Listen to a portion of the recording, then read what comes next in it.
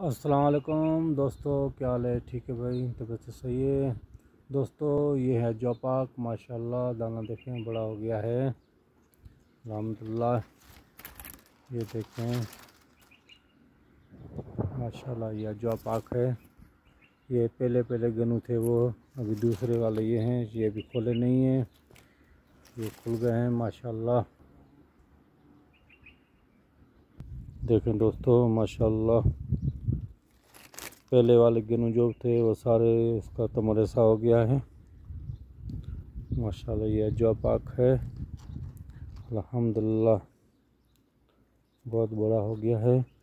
ये जो पहले आरी निकले थे, गुब्बारा रखा था, ये वो हैं।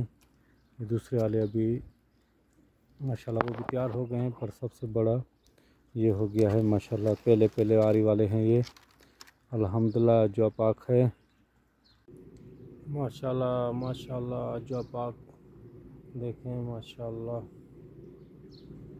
अल्हम्दुलिल्लाह, कितना बड़ा देखें दाना हो गया है माशाल्लाह अल्हम्दुलिल्लाह। ये मेरे खजूर का बाग है माशाल्लाह,